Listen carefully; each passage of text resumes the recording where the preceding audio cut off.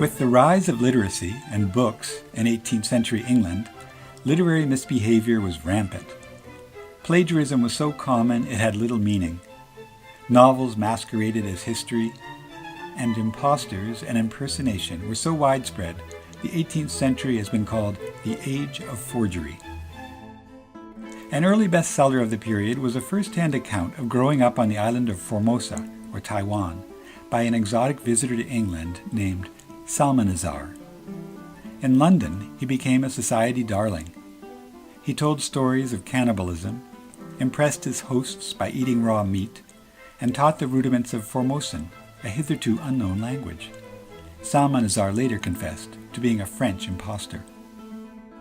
In the 1760s, a Scot named James Macpherson forged a string of epic tales called the Poems of Ossian. Macpherson claimed they had been handed down from a blind Celtic bard centuries before. Their mood of heroic doom helped spark poetry's Romantic period. Napoleon and Thomas Jefferson were among Ossian's many fans. The hoax wasn't revealed until well into the next century.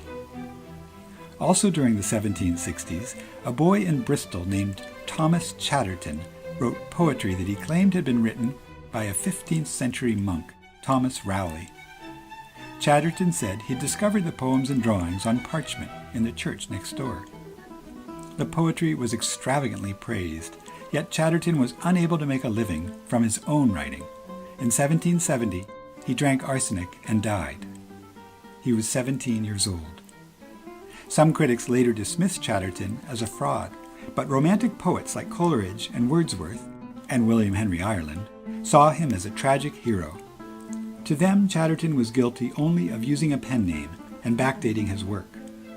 Sir Horace Walpole had been one of Chatterton's detractors. Yet when Walpole himself had published his first novel, The Castle of Otranto, he'd claimed it was a translation of an old Italian manuscript. Later, when Walpole confessed he was the author of this earliest of Gothic novels, he was praised. How this deception was different from Chatterton's is hard to say. Art forgery was also a popular 18th century pastime. In the famous Jansen portrait, Shakespeare's familiar bald head was found in 1988 to be a paint-over. The paint was probably applied during the Shakespeare craze of the late 1700s. Under the paint was someone else's full head of hair.